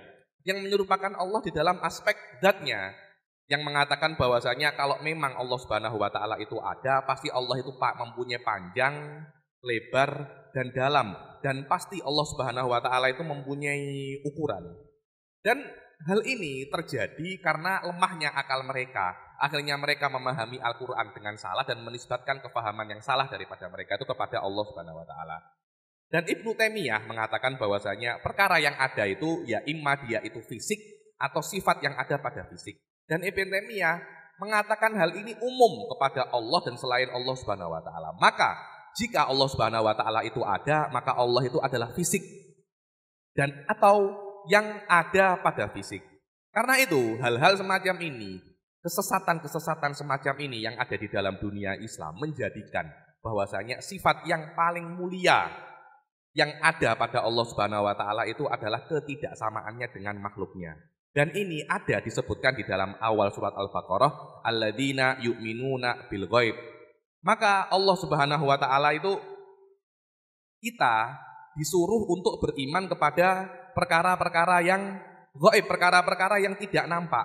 Perkara yang tidak nampak itu adalah perkara yang tidak bisa diketahui dengan panca indera, tapi bisa diketahui dengan akal kita. Karena itu iman kepada Allah itu adalah iman dengan perkara-perkara yang gaib tanpa kita mengetahuinya, tanpa ada persamaan antara sifat kita dan sifat Allah Subhanahu wa Ta'ala agar kita bisa beriman dengan Allah dengan benar.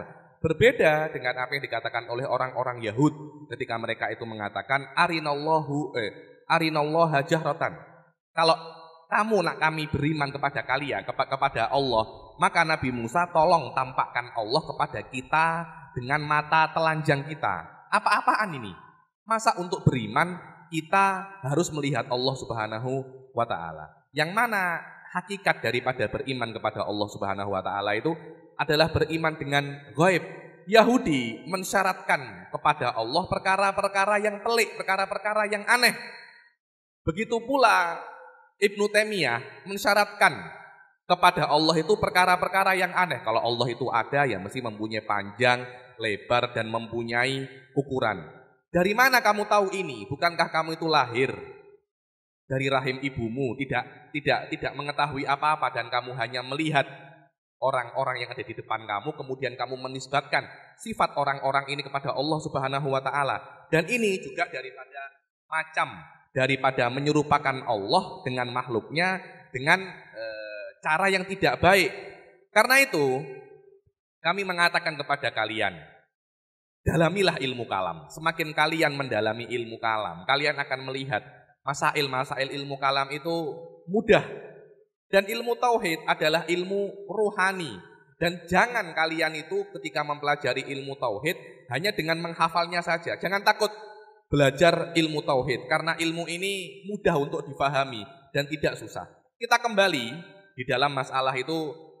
Di dalam masalah Allah Subhanahu wa Ta'ala tidak sesuai dengan alam semesta pada zat, sifat, dan perbuatannya, seperti mempunyai ukuran dan bergerak.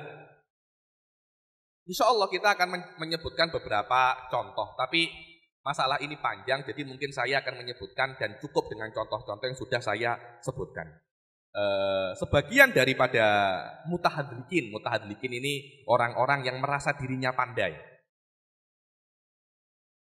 mensyaratkan kepada Allah itu beberapa syarat. Dan mereka itu mengatakan bahwasanya Allah itu suci tapi juga sama dengan makhluknya. Ini perkataan yang tidak bisa untuk difahami. Mereka mengatakan, aku tidak setuju dengan Asy'ariyah yang hanya tanzih saja. Aku pun tidak setuju dengan Wahabi yang hanya tasbih saja. Nah terus yang benar mana? Yang benar adalah mix, gabungan daripada tasbih dan tanzih. Dan ini adalah perkataan-perkataan yang tidak ada harganya dan bertentangan dengan kalam ahli sunnah wal jamaah. Dan semuanya ini perkara-perkara sama ada dia itu tasbihnya Wahabi atau gabungan daripada tanzih wa tasbih menurut Ashabu Wahdatil Wujud. Semuanya ini adalah perkara-perkara yang bertentangan dengan akidah ahli sunnah wal jamaah. Kita bisa untuk mengetahuinya dengan mudah kalau kita sedikit mengetahui masail ilmu kalam. Dan barang siapa yang bisa mengetahui ilmu kalam dengan level semacam ini, insya Allah dia akan merasa jiwanya terlahir kembali, dirinya terlahir kembali. Dan ketika dia hadir hadroh-hadroh sufiyah, dia akan merasa dirinya itu memahami makna-makna cahaya-cahaya yang dulu tidak dia pahami. Dan bahkan hadroh-hadroh sufiyah itu tidak akan bisa Anda pahami dan tidak akan bisa membawa faedah kepada Anda kecuali kalau Anda memahami akidah-akidah dengan level semacam ini. Beliau meminta maaf kalau ada panjang-panjang di dalam muhadharah, dan insya Allah sekarang beliau akan menerima pertanyaan bagi yang ada pertanyaan. Wallahu a'lam. Syukran jazakumullah khair. Qad istama'na al-muhadharah al-qayyimah wa dars al-'amiq min fadilat Maulana al-'alim al-'allamah Said Abdul Latif Faudah. Nafa'ana Allahu bi darsihi wa 'ulumihi. Wal an qabla an fatahna majal su'al wal jawab yumkinuni an ulakhis ma qad dzakartumuhu fi hadzal majlis. Jadi mungkin dari sekian banyak muhadharah yang tadi beliau sampaikan tentang konsep dasar Ahlus Sunnah wal Jamaah dapat kami simpulkan pada 2 poin yang paling penting. Yang pertama, ini sebelum kita tanya jawab ya.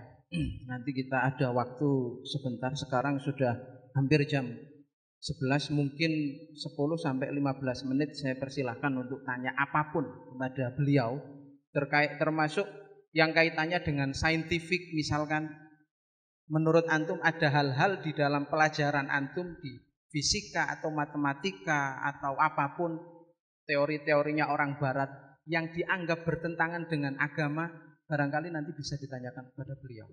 Tapi sebelum saya buka pertanyaan, saya ingin merangkum tentang sebagian dari konsep dasar Ahlus Sunnah wal Jamaah yang telah beliau sampaikan.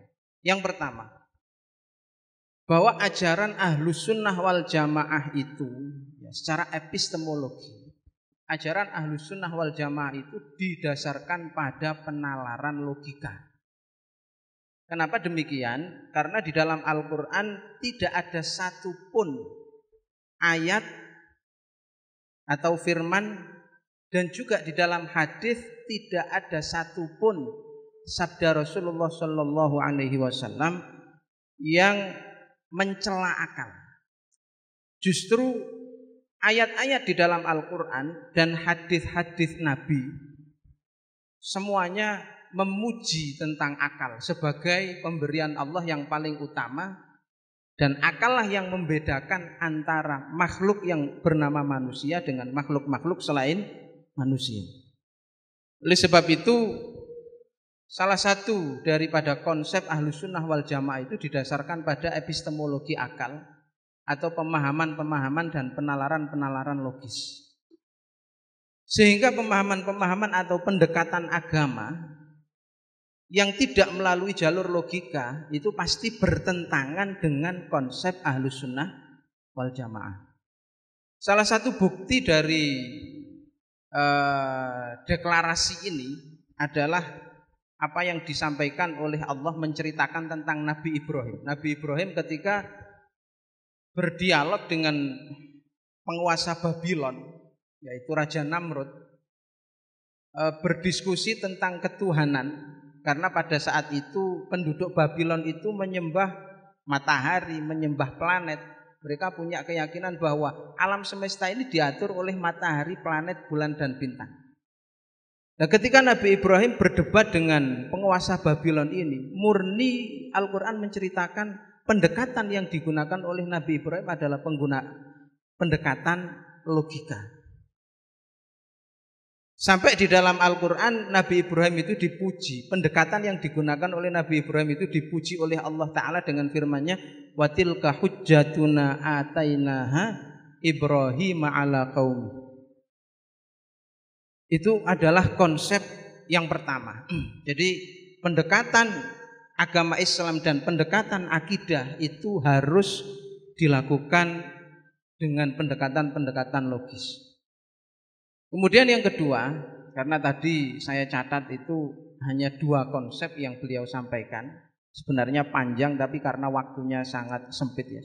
Yang kedua, salah satu dari konsep dasar Ahlus Sunnah wal Jamaah adalah mensucikan Allah Subhanahu wa Ta'ala dan meyakini bahwa Allah itu berbeda sama sekali dengan makhluknya. Ajaran ini didasarkan pada ayat di dalam surat Al-Baqarah, Alif Lam Mim, dzalikal kitabul la raiba fihi hudal lil muttaqin alladzina yu'minuna bil ghaib. Siapa orang-orang yang bertakwa itu? Yaitu mereka yang iman kepada hal-hal gaib. Hal gaib itu jangan diartikan konotasinya itu bukan jin, malaikat atau yang lain, bukan. Tapi gaibnya gaib, ghaibul ghaib itu adalah Allah Subhanahu wa Ta'ala.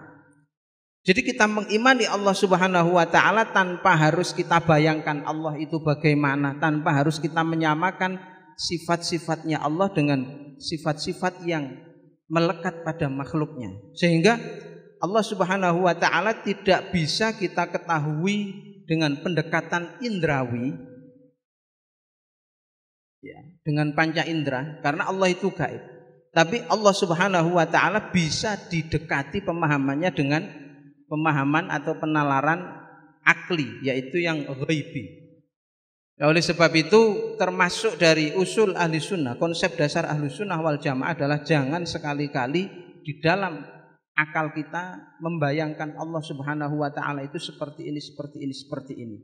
Karena pemahaman seperti itu hampir-hampir sama dengan konsep pemahamannya orang Yahudi. Yang mana orang Yahudi ini konsep pemahamannya adalah materialistik. Dia hanya bisa mengimani dan percaya terhadap sesuatu yang indrawi, artinya yang ditangkap oleh panca indera. Sebagaimana diceritakan oleh Allah di dalam Al-Quran, Nabi Musa itu pernah didebat oleh kaumnya orang Yahudi. Dia diajak untuk beriman orang Yahudi kepada Allah, tidak mau. Kenapa? Karena Allah itu bukan sesuatu yang indrawi. Maka Nabi Musa dituntut arinallaha jahra.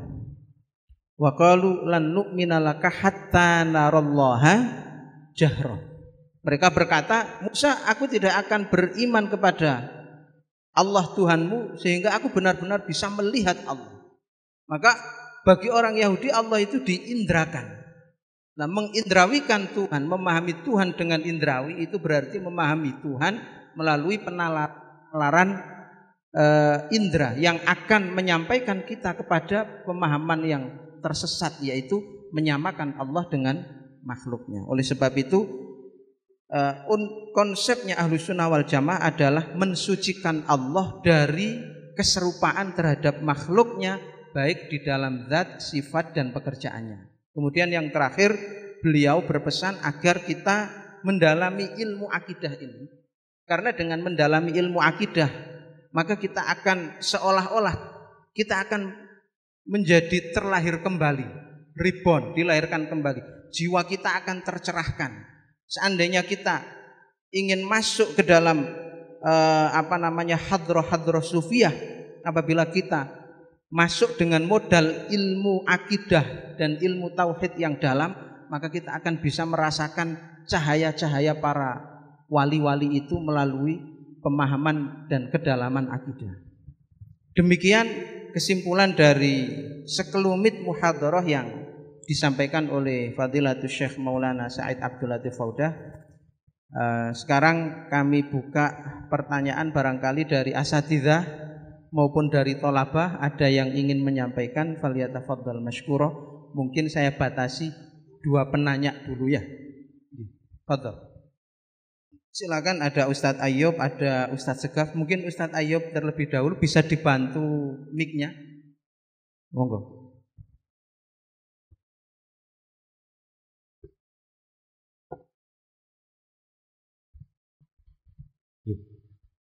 Syukran ala waqti ya Syekh.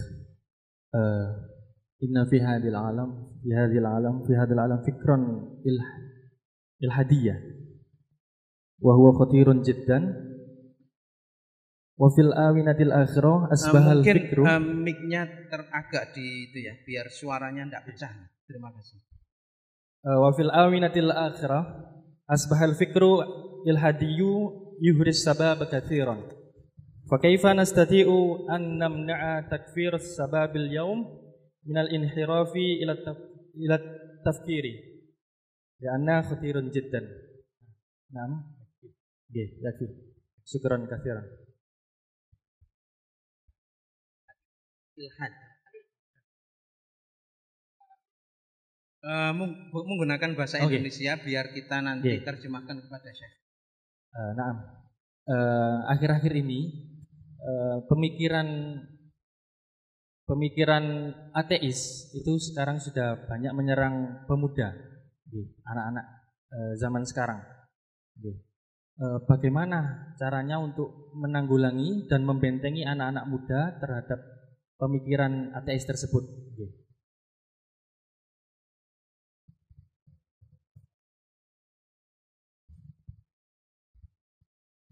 نعم.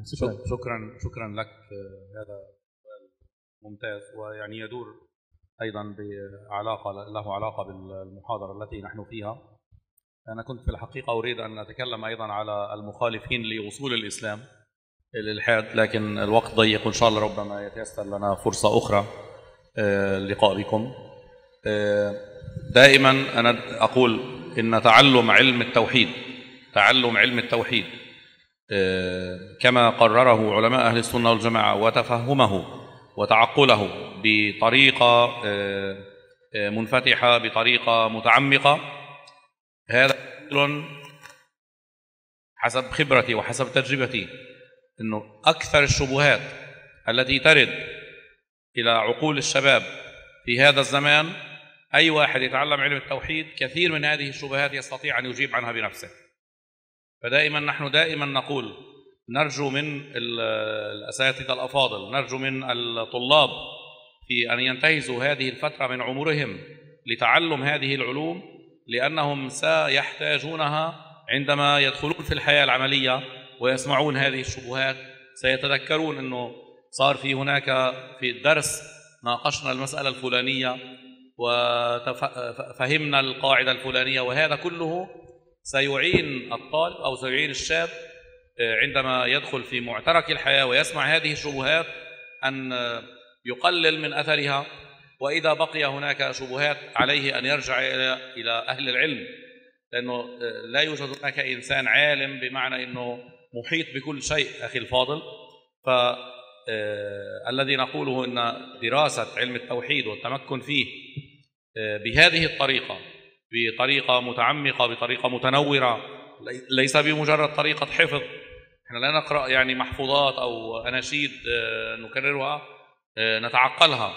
والأستاذ أيضا ينبغي أن يدرب طلابه على الحوار في علم التوحيد، يعني المناقشة، يسألهم ويجيبون وهكذا، حتى يؤهلهم ويقربهم إلى أنهم إذا سمعوا شبهات في الحياة الحقيقية، في الحياة خارج المعهد وخارج الكلية، يكون عندهم تجارب أجروها بين يدي أستاذهم، فهذه إن شاء الله ستصونهم. إذا بقيت هناك شبهات، وقطعا ستبقى هناك شبهات، على الإنسان كما قال العلماء أن يجد ويسأل أهل العلم. لا يجوز للإنسان أنه يسمع شبهات هنا وهناك ثم يبقيها في نفسه. الصحابة أيها الأخ الفاضل كانوا إذا عرضت لهم شبهات في علم التوحيد سألوا النبي صلى الله عليه وسلم. وأنا ضربت أمثلة كثيرة في بعض المحاضرات، فقط أذكركم بمثال هنا. أن النبي صلى الله عليه وسلم خرج يوما وكان الصحابة يتناقشون في ماذا؟ في مسألة العلاقة بين علم الله وكتابة الأعمال وجفة الأقلام وبين العمل. فقالوا للنبي صلى الله عليه وسلم، شوف الصحابة كانوا يتناقشون في هذه المسائل، إذا كان الله سبحانه وتعالى قد علم كل شيء، يعني جفت الأقلام وانتهت الكتابة وتمت وجف القلم، قالوا ففيما العمل يا رسول الله؟ يعني إيش فيما العمل؟ لماذا نعمل؟ إذا كان الله سبحانه وتعالى علم مآل كل واحد منا فلماذا نعمل؟ خلاص الله سبحانه وتعالى عالم. فهذه شبهة عقائدية. وأيضا جاء وأجابه النبي صلى الله عليه وسلم قال اعملوا فكل ميسر لما خلق له، يعني أعاد ربط العمل بالمآل. قال لهم الله سبحانه وتعالى لم يعلم الإنسان أنه في الجنة من دون مشروطية كونه في الجنة بالعمل، بل علمه بالجنة مشروطا بكونه عاملا، علمه في النار مشروطا بكونه عاصيا. فلذلك قال اعملوا فكل ميسر لما خلق له. الله سبحانه وتعالى خلقك وعلم أنك في الجنة، معنى ذلك أنه علم أنك إيش؟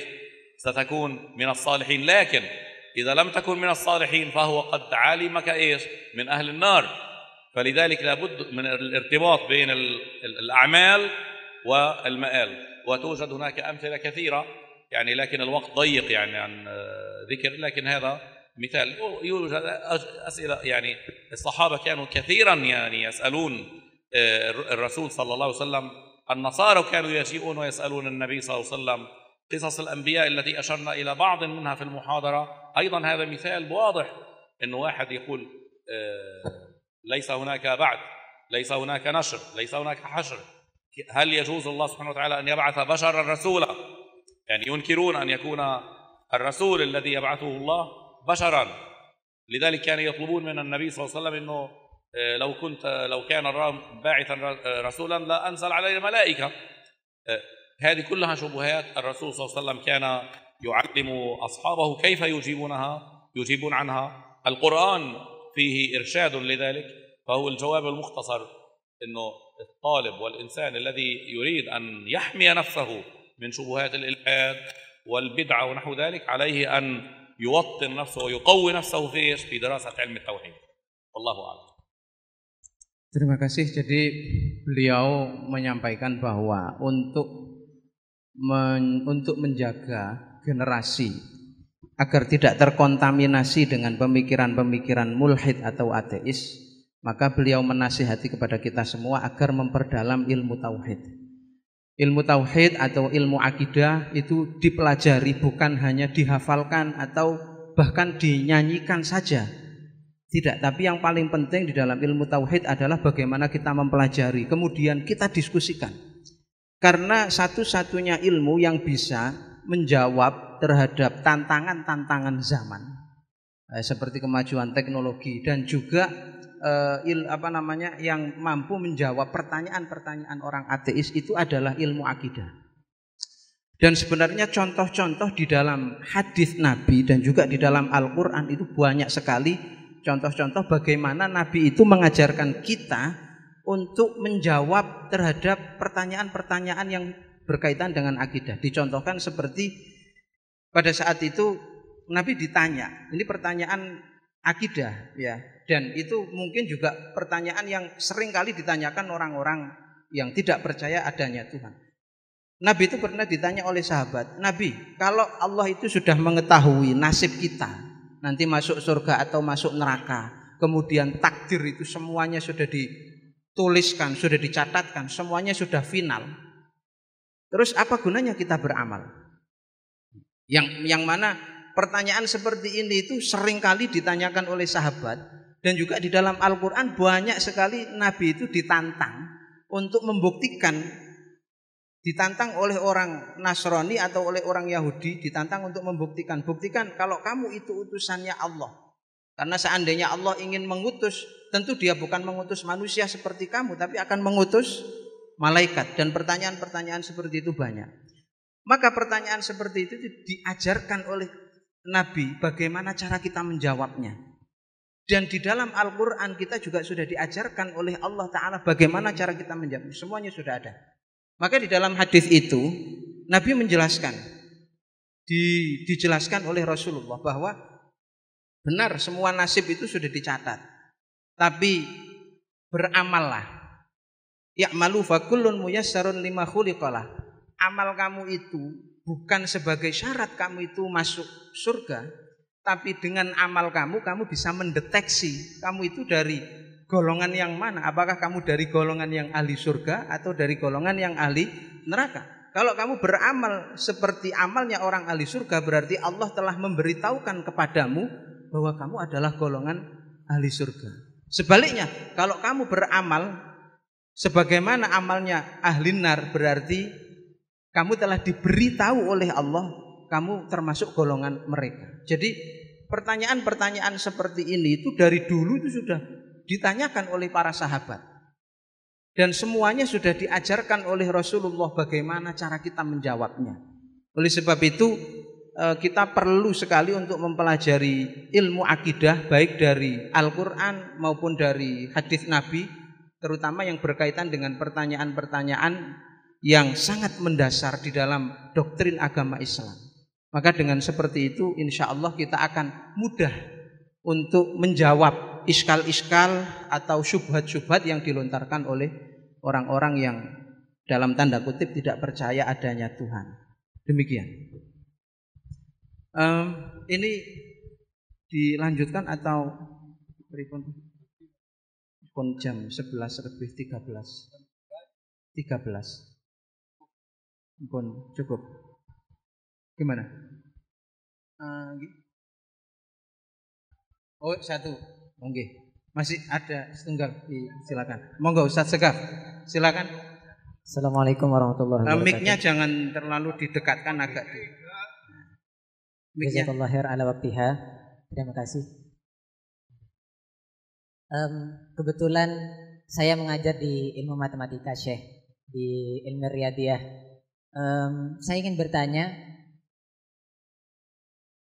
kaifa tufassir, gimana cara kita mengajarkan ilmu tauhid dengan permisalan angka 0 dan 1. Padahal di Al-Quran wa fil Quran qul huwallahu ahad.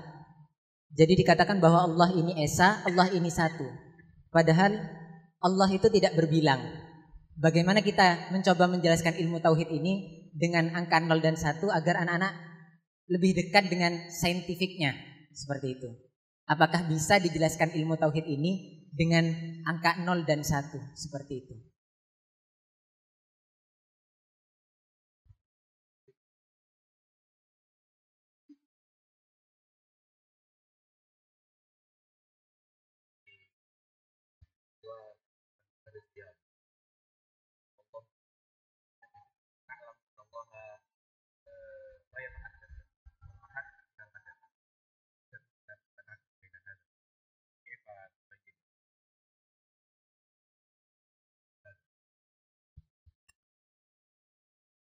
لذلك يعني أهل السنة والعلماء يقولون الله سبحانه وتعالى واحد لا من طريق العدد. الله واحد لا من حيث إن له ثانيا، بل يقولون إنه واحد يستحيل عليه الثاني. كيف نفهم هذا الكلام؟ الأعداد عبارة عن تجريدات لكميات منفصلة أو لموجودات متشابهة في الجنس. يعني مثلا أنا هي أعد الصبح حبة 1 2 3 4. لماذا أستطيع أن أعدها؟ لأنها كلها منتمية لنفس الجنس. أعد مثلا أنا 1 2 3 4 5، لأن كلنا أجسام، ففي هناك نوع من التشابه. عند التشابه يمكن التعدد مشروط بالتشابه. لذلك نحن نقول الله واحد لا من طريق العدد، بل هو واحد لا ثاني له. الوحدانية هو نفي المثيل، فهكذا هي الطريقة لشرح مفهوم الوحدانية لله سبحانه وتعالى. عندما نقول قل هو الله أحد يعني لا ثاني له، والذي يستحيل أن يكون له غيره معدودا معه. نفي الإله الآخر هو نفي الشرك. لذلك فورا نحن عندما نقول الله سبحانه وتعالى متصف بالوحدانية نقيم الدليل على امتناع وجود إله غيره. بالضبط هكذا هذه الطريقة، وهي أمر سهل ويمكن حتى الأولاد الصغار يفهموها على فكرة. لكن هذه الأسئلة موجودة على فكرة في إندونيسيا، موجودة في ماليزيا، موجودة في الأردن، موجودة وين ما كان. وأنا معي إنه نشجع الأولاد إنهم يسألوا هذه الأسئلة، وبشرط إن نشرح لهم جوابها بطريقة مقنعة، وإن شاء الله يكون هذا فيه أجر كبير بإذن الله. شكرا لك. Jazakumullah khair Sayyidina Al-Fadhil. Jadi beliau mengatakan bahwa kurang lebih yang dimaksud dengan Allah itu satu. Yang dimaksud satu itu bukan satu yang merupakan konotasi dari bilangan, tapi yang dimaksud dengan satu di sini adalah tunggal. Kalau kita katakan satu itu nanti kita akan mengatakan dua. Karena orang Nasrani itu juga mengatakan Allah itu satu. Tapi mohon maaf, Nasrani itu tidak mengatakan Allah itu satu-satunya. Jadi kalau boleh saya simpulkan, yang dimaksud dengan wahdaniyat itu adalah satu-satunya. Sehingga dengan dipahami seperti ini, kita tidak akan terjebak dalam pemahaman satu itu berarti nanti bisa ada dua, tiga dan seterusnya. Kemudian beliau juga menyatakan bahwa bilangan itu berarti bilangan itu merupakan ungkapan dari sesuatu yang jasmani, ya, yang berupa fisik, ya, baik fisik itu fisik kasar maupun fisik lembut. Yang mana fisik antara satu fisik dengan fisik yang lain ada kesamaan, sehingga masing-masing fisik itu bisa dihitung. Karena ada kesamaan maka kita bisa menghitungnya. Sedangkan Allah Subhanahu wa taala tentu zatnya itu bukan berupa fisik, sehingga tidak bisa kita hitung. Maka mungkin kalau saya menyimpulkan dari kalam beliau, ya, yang dimaksud dengan wahdaniyat itu satu-satunya, ya, bukan satu yang nanti menjadi perbandingan 2, 3, 4, ya. Karena Nasrani sendiri mengatakan Allah itu ya satu. Kemudian yang kedua ada Roh Kudus, dan yang ketiga ada Yesus, ya.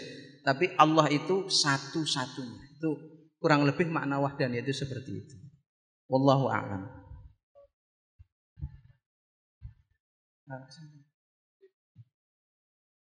Alhamdulillah, nahmadullah ala itmami hadhil muhadarah al-qayyimah al-amiqah al-jayidah, wa nas'alullah ta'ala an yu'ida alaina hadhil fursah fi waqtin lahik. Kita berharap kepada Allah Subhanahu wa taala semoga kesempatan kita untuk mendalami akidah ini dikembalikan lagi, kita diberi kesempatan lagi di kesempatan yang lebih banyak lagi waktunya. Dan terima kasih jazakumullah li fadilat maulana ala al-muhadarah. Dan untuk mengakhiri majelis pada pagi hari ini, mari kita tutup dengan bacaan doa. Mari kita tutup dengan doa, semoga kita semua selalu dibimbing oleh Allah Subhanahu wa taala. Santri-santri semua dijadikan santri yang mendapatkan ilmu yang bermanfaat dan menjadi santri yang sukses dunia akhirat. Bismillahirrahmanirrahim. Alhamdulillahirabbil alamin. Hamdan yuwafi ni'amahu wa yukafi'u mazidah. Ya Rabbana lakal hamdu kama yanbaghi li jalali wajhikal karim wa li 'azimi sultanik. Allahumma salli ala sayyidina Muhammadin al-Fatih lima ughliqa wal khatim lima sabaqa nasiril haqqi bil haqqi wal hadi ila siratikal mustaqim wa ala alihi wa ashabihi haqqa qadrihi wa miqdarihi al-'azim. Rabbana ij'alna wa auladana wa ahlana wa dhurriyyatina wa talamidana wa tilmidatina wa aqribana wa man ahsana ilaina min ahli al-'ilmi wa ahli al-khair wa la taj'alna wa iyyahum min ahli asy-syarri wa ahli ad-dhair. Rabbana atina fid dunya hasanah wa fil akhirati hasanah wa qina 'adzabannar. Sallallahu ala sayyidina Muhammadin an-nabiyil ummi wa ala alihi wa sahbihi wa sallam wa akhiru da'wana alhamdulillahi rabbil alamin.